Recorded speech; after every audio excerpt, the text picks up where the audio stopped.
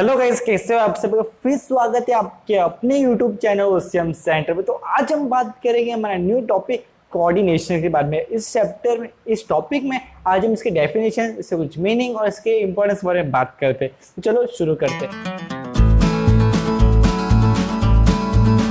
Coordination जो हमारे function of management में 5th नंबर पर आता है। फर्स्ट नंबर पे हमने देखा था प्लानिंग, सेकंड नंबर पर देखा था हमने ऑर्गेनाइजिंग, थर्ड नंबर पे हमने देखा था स्टाफिंग एंड फोर्थ नंबर पे हमने देखा था डायरेक्टिंग। देन आज 5th नंबर पे हम देखने वाले हैं कोऑर्डिनेशन। ओके, तो कोऑर्डिनेशन में हम देखेंगे कि कंपनी में कैसा कोऑर्डिनेशन होना चाहिए, मीन्स कैसा व्यवहार होना चाहिए। अच्छा व्यवहार होना चाहिए। ओके, एक अच्छा कंपनी का नाम होगा, अच्छा कंपनी प्रॉफिट कमाएगा, कंपनी के वर्कर्स अच्छा काम करेंगे, कंपनी के जितने मैनेजर्स होंगे वो अपने एम्प्लॉयज को ठीक से संभाल पाएंगे। ये कोऑर्डिनेशन बोलता है। तो एक डेफिनेशन देखते जो हेनरी फ्योल जी, जो फादर ऑफ प्रिंसिपल है, प्रिंसिपल ऑफ मैनेजमेंट, तो father of principle of management है हेनरी फ्योल जी का। एक छोटा सा डेफिनेशन देखते। To coordinate is to harmonise. Harmonise means दोस्तों किसी भी काम को एकदम प्लीजेंट वे से करना, एकदम शांति के तरीके से करना। All the activities of a concern to facilitate its working, its success. जितने भी एक्टिविटीज कंपनी में होंगे, जितने भी एक्टिविटीज एक ऑर्गेनाइजिंग में होंगे, उसको एक बराबर फैसिलिटेट मीन्स किसी अच्छे तरीके से किसी भी काम और किसी भी सक्सेस को करना, तो एक कोऑर्डिनेटेड के जरिए, एक कोऑर्डिनेटिंग रखकर। तो ये था हमारे डेफिनेशन। तो इससे एक छोटा सा मीनिंग देख लेते हैं कि आपको इस मालूम पड़ेगा कि कोऑर्डिनेट में होता है क्या और कैसे होता है। It becomes necessary to bring together the group effort and harmonise then carefully. Harmonise, फिर से दोस्तों यहाँ हार्मोनाइज वर्ड आ गया, मीन्स शांति, प्लीजेंट वे से काम करना। तो it became a necessary to bring together the group effort.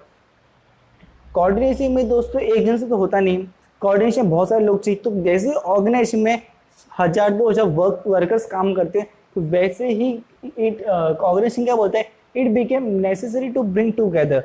Okay, एक जरूरी होता है कि बहुत सारे लोग एक साथ आके काम करें, एक ही साथ एक आके एफर्ट डाले जिनका गोल एक ही हो, उन सब लोगों का गोल एक ही हो, एक ही साथ एफर्ट डाले एंड हार्मोनाइज देम केयरफुली। उन्हें उसको केयरफुली करना आना चाहिए। हार्मोनाइज देम बोला है, देम मीन्स कौन दोस्तों? एम्प्लॉयज, वर्कर्स, लेबर जो इस कंपनी में फैक्ट्री में काम करे, उनके लिए हार्मोनाइज देम केयरफुली। ओके, जो भी काम होगा, जो वर्कर्स उस काम को काम करेंगे, तो उसको उसे केयरफुली हार्मोनाइजली करना है। ओके, एकदम प्लीजेंट वे से, कोई गुस्सा गड़बड़ में नहीं, कोई घाय गड़बड़ में, एकदम शांति से काम करना है।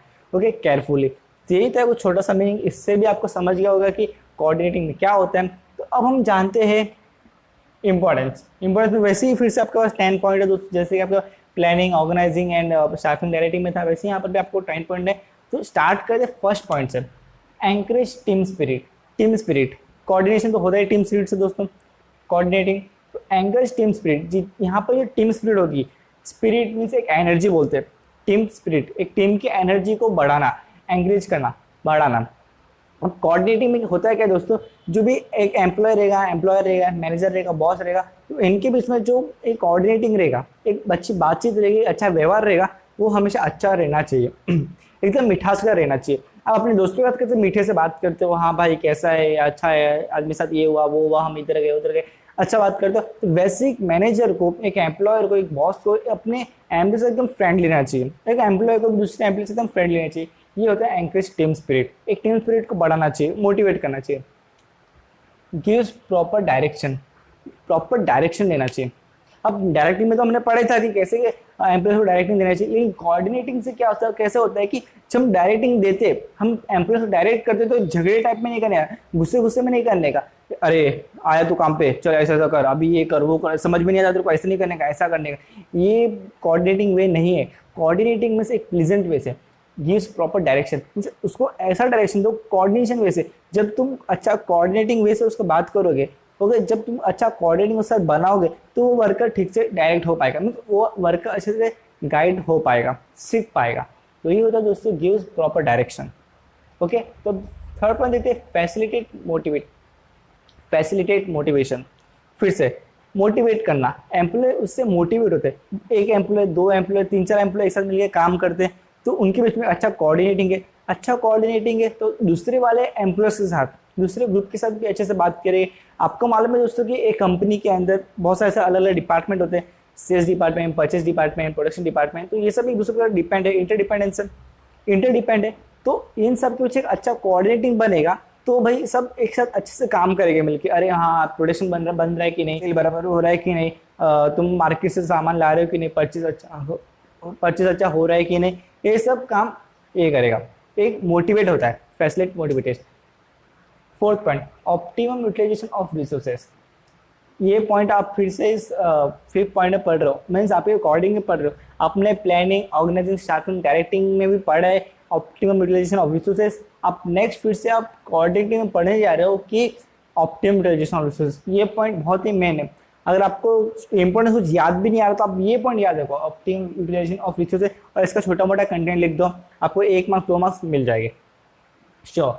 Optimum utilisation of resources, okay, जो रिसोर्सेज दिया गया है, ओके, जब मैनेजर अपने एम्प्लॉय से काम कर पाएगा तो कोऑर्डिनेटली काम करेगा, ये तो कंपलसरी, कोऑर्डिनेटली काम करेगा। जब एम्प्लॉय भी कोऑर्डिनेटली उसे समझेगा, उसे काम करेगा, तो श्योर है कि वो उस रिसोर्स को परफेक्ट यूटिलाइज करके निकालेगा, श्योर है। ये इस कंटेंट में रहता है। Optimum utilisation of resource coordinating में भी आता है, मीन्स सबके लिए कॉमन पॉइंट है। जिधर भी जाओगे तो उसके रिसोर्सेज को परफेक्ट यूज करना। जब इसके रिसोर्स परफेक्ट यूज होंगे तो परफेक्ट प्रॉफिटेबिलिटी होगा, परफेक्ट प्रॉस्पेरिटी होगा, परफेक्ट प्रोडक्टिविटी होगा। तो ये होता है दोस्तों ऑप्टिमम यूटिलाइजेशन ऑफ रिसोर्स में।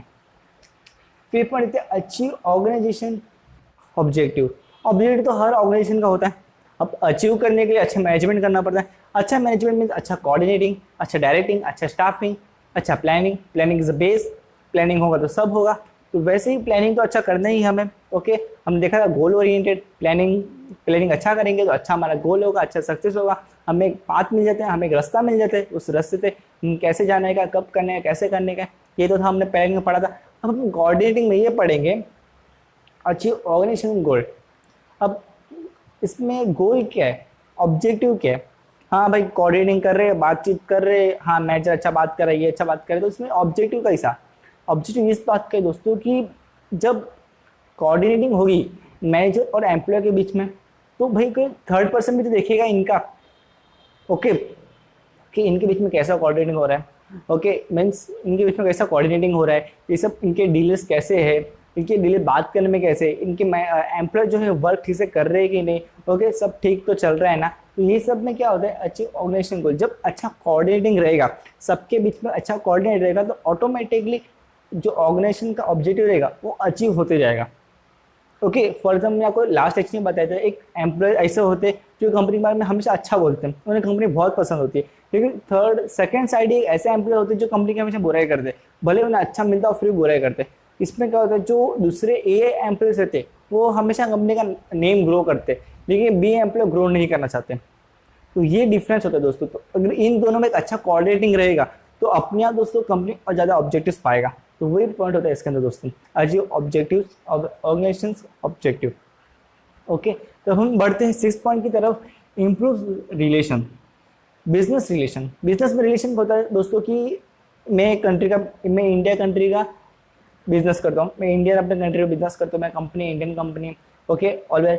तो another company American company, another company Australian company, European companies, Japanese companies, okay. ये सब कंपनी से मैं कैसा रिलेशन रख रहा हूँ, ओके। बाहर का रिलेशन देखते हैं, कंपनी का अंदर का रिलेशन थोड़ा अलग से रखते हैं। बाहर का रिलेशन कैसा रख रहा हूँ, तो बाहर वाले मेरे कंपनी में आएंगे, मेरे डीलर से बात करेंगे, मेरे मैनेजर से बात करेंगे कि हाँ इनकी कंपनी में ऐसा ऐसा होता है। तो फिर साइमल्टेनियसली वो हमारे कंपनी में घूमते रहते हैं, ऐसा देखते रहते हैं एम्प्लॉयज क्या कर रहे हैं, कैसे कर रहे हैं, सब ठीक चल रहा है ना, तो ये सब देखते रहते हैं। इसमें क्या होगा दोस्तों, जब किसी एम्प्लॉय के बीच में एक अच्छा कोऑर्डिनेटिंग चलता रहेगा, एक अच्छा बातचीत चलता रहेगा, कॉन्फ्लिक्ट के जिधर कॉन्फ्लिक्ट ना हो, जिधर डिस्प्यूट ना हो, ये सब छोड़ के, ये सब को मिनिमाइज करके एक अच्छा कोऑर्डिनेटिंग रखना, एक अच्छा व्यवहार रखना हर एक एम्प्लॉय के बीच में, तो जब वो देखेगा तो अपने बिजनेस की रिलेशन इंप्रूव होगी, ओके। ये तो आपका बाहर का। अब इनसाइड द बिजनेस क्या होता है कि अब नॉर्मली आपको फिर से ये पॉइंट रिपीट होगा कि जब कोई भी एम्प्लॉयज, कोई मैनेजर एक अच्छा कोऑर्डिनेटिंग रखेगा तो उसके बीच का रिलेशन जो होगा इंप्रूव होगा दोस्तों, श्योर इंप्रूव होगा। एक मैनेजर ने अच्छे से आके एम्प्लॉय को बताया कि तुझे ऐसा ऐसा करना है, तुझे ऐसा करना है, तुझे ऐसा नहीं करना है, इतने टाइम में देने का है, ये उसका टास्क था। वो आसानी से पूरा कर रहा है, उसको एक कोऑर्डिनेटिंग था कि कोऑर्डिनेटली उसे समझाया गया था कि हाँ तुझे ऐसा ऐसा करना है, तो ठीक है सर मैं कर दूंगा, तो वर्कर ठीक से कर देगा बिकॉज उसका मूड खराब नहीं था।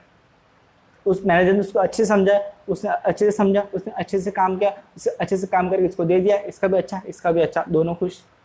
ओके, तो ये था एक इम्प्रूव रिलेशन। और इसकी अपोजिट में अगर वो मैनेजर आके उसको डांटता कि तुझे ऐसा ऐसा काम करने का, तुझे ऐसा ऐसा करने का, एकदम रॉन्ग वे से बताता, कोऑर्डिनेटली नहीं बताता, उसके जस्ट अपोजिट। जैसे गुस्से से बात करते हैं ना हम किसी भी आपके जो भी दुश्मन हो गए या फिर आपके जो एनिमीज हो गए, जैसे आप बिल्कुल नापसंद करते हो, तो आप किससे कैसे बात करते हो, एकदम गुस्से में बात करते हो, तो वैसे मैनेजर उस एम्प्लॉय से बात करेगा। ओके, तो एम्प्लॉय का वर्क करने में मन लगेगा? बिल्कुल नहीं दोस्तों, तो उसके अपोजिट साइड में चला जाएगा। तो ऐसे ही अगर कोऑर्डिनेट नहीं रहेगा तो रिलेशनशिप फॉल हो जाएगा। अगर कोऑर्डिनेटिंग बेस्ट है तो आपका इम्प्रूव रिलेशन इंप्रूव होते रहेगा एज वेल एज बिजनेस का गुडविल और नाम चिन्ह बनेगा। तब नेक्स्ट देखते हैं leads to higher efficiency means capability. Okay, हर एक कंपनी में मीन्स जो वर्कर्स होते हैं उनकी एक अच्छी खासी एफिशिएंसी रहती है, एक अच्छी खासी कैपेबिलिटी रहती है। ओके, वो तो होता है, लेकिन कोऑर्डिनेटिंग से जब मैनेजर और एम्प्लॉय के बीच में अच्छा कोऑर्डिनेटिंग रहेगा, जब वो अपनी जो फॉल्स चीज़ें, ओके जो गलत चीज़ें जैसे कि उनके बीच में डिस्प्यूट होना, कॉन्फ्लिक्ट होना, बीच में कोई भी झगड़े होना, एम्प्लॉयज़ का परफेक्ट टाइमिंग ना होना, वो सबको मिनिमाइज करके जब वो एक अच्छा काम करेंगे, जब एक अच्छा कोऑर्डिनेटिंग रखेंगे, तब एक उनकी जो एफिशिएंसी है वो बढ़ जाएगी। एक्चुअली उसमें होता है कैसा है कि जब मैनेजर उनके वर्कर से जब अच्छा बात करेगा, एक अच्छा कोऑर्डिनेटिंग बनाएगा अपने एम्प्लॉय के साथ, तो ऑटोमेटिकली एम्प्लॉयज भी सोचेंगे कि हमें भी इन सब में कुछ कोऑर्डिनेट रखना चाहिए। तो वैसे ही अच्छे कोऑर्डिनेट के जरिए तो एक अच्छा वर्क होगा, इसको भी जो वर्क चाहिए उनको भी जो वर्क चाहिए वो प्रॉपर वो वर्क होगा, और उसी वर्क के साथ ये लोग ग्रो करेंगे। ओके, फिर अब देखते हैं इम्प्रूव गुडविल। कंपनी का गुडविल इम्प्रूव होगा। हमने देखा कि इम्प्रूव रिलेशन, कैसे हमने रिलेशन को कोऑर्डिनेटिंग के जरिए इम्प्रूव किया था, सिर्फ वैसे ही हम गुडविल को राइज करेंगे, किसके जरिए? कोऑर्डिनेटिंग के जरिए इम्प्रूव करेंगे। ओके, अब इसमें होता है क्या है कि जब फॉर एग्जाम्पल कोई बाहर का डीलर हमारे कंपनी में विजिट करता है तो देखता है कि वर्कर्स कैसे वर्क कर रहे हैं, मैनेजर कैसे डायरेक्ट कर रहे हैं अपने वर्कर्स को, एम्प्लॉयज़ को, मैनेजर क्या वर्क कर रहे हैं, कैसे वर्क करते हैं, सब देखते हैं विजिट करते टाइम। तो ओके, तो उसमें मालूम पड़ जाता है कि हाँ भाई इनकी कंपनी की कोऑर्डिनेटिंग अच्छी है, इनकी कंपनी का डायरेक्टिंग एंड स्टाफिंग सिस्टम अच्छी है। तो इसमें क्या होता है कि ऑटोमेटिकली हमारे बिजनेस में गुडविल बढ़ जाता है और प्रॉफिटेबिलिटी बढ़ जाती है, बिकॉज गुडविल बढ़ जाता है, डील्स भी बढ़ जाती है, दो बिजनेस के बीच में डील्स बढ़ जाती है, तो वे इम्प्रूव गुडविल में। एकदम सिंपल पॉइंट था, यूनिटी ऑफ डायरेक्शन। डायरेक्शन दोस्तों हमने डायरेक्शन में पढ़ा था, जो डायरेक्टिंग हमने पढ़ा था डी, जो हमारा फोर्थ पॉइंट था, फोर्थ फंक्शन ऑफ मैनेजमेंट था डी, डायरेक्टिंग। हमने पढ़ा था इसमें कि कैसे एक मैनेजर एम्प्लॉय को डायरेक्ट करता है, कैसे हमें एक एम्प्लॉय को कैसे डायरेक्ट किया जाता है, न्यू हो, ओल्ड हो, एक्सपीरियंस हो, एक अच्छा सा डायरेक्ट मिलता है, एक अच्छा गाइडेंस मिलता है। वैसे ही यूनिटी ऑफ डायरेक्शन में क्या होता है, जब सब वर्कर मिलके सब वर्कर को एक साथ डायरेक्ट किया जाता है, तो वही सब वर्कर एक ही साथ एक ही काम करते हैं, तो उसी एक ही काम के साथ वो लोग एक ही कोऑर्डिनेटिंग बना के रखनी चाहिए। तो ही हमारे कोऑर्डिनेटिंग बोलते हैं। यूनिटी ऑफ डायरेक्शन से ये होता है, जब उन्हें एक साथ सिखाया जाता है तो एक साथ कोऑर्डिनेट करने भी आना चाहिए, ये मैनेजर का काम है। ओके, तो ये पॉइंट में ही था स्पेशलाइजेशन। दोस्तों आपको तो मालूम ही है कि आजकल के जो बड़ी बड़ी कंपनीज होती हैं उनमें डिपार्टमेंट होते हैं, तो उन डिपार्टमेंट्स के जो एक हेड होते हैं, सबके एक हेड होते हैं, फाइनेंस डिपार्टमेंट के, प्रोडक्शन डिपार्टमेंट के, परचेस सेल्स डिपार्टमेंट के, ये सब के अलग अलग हेड होते हैं। तो इन सब हेड के एक स्पेशल स्किल होती है, इसके लिए वो हेड उस डिपार्टमेंट के हेड होते हैं। ओके, ये तो लॉजिक है, कॉमन है। ओके, जब वो हेड हो गए, उनके स्पेशलाइजेशन रहेगी, जब इन सबके बीच अच्छा कोऑर्डिनेटिंग रहेगा, क्योंकि सब इंटरडिपेंड एक दूसरे के ऊपर, ये है तो ये है, ये है तो ये है। ओके, मैंने आपको पहले ही बताया कि कैसे लोग इंटरडिपेंड एक दूसरे के ऊपर, तो जब एक साथ ये लोग कोऑर्डिनेटिंग में रहेंगे, एक साथ एक दूसरे की हेल्प करेंगे, एक साथ एक दूसरे के अच्छे नेचर में रहेंगे, अच्छा एक अच्छा व्यवहार रहेगा, तो उससे क्या होगा, एक अच्छी कंपनी की स्पेशलाइजेशन स्किल बढ़ेगी, कंपनी और स्पेशल बनेगा, बिकॉज इनके जो वर्कर्स है, इनके जो हेड है, प्रॉपर एक कोऑर्डिनेटिंग का वर्क करते। तो ये था इस स्पेशलाइजेशन पॉइंट में। तो दोस्तों आज हमने कुछ इसके इंपॉर्टेंस और कोऑर्डिनेटिंग के मीनिंग डेफिनेशन जाने। अगर आपको वीडियो पसंद है तो जरूर लाइक करो, शेयर करो। अगर आपको कुछ भी डाउट हो इसके रिगार्डिंग, कुछ भी क्वेरीज हो, आप कमेंट सेक्शन में जरूर पूछ सकते हो। Okay, thank you.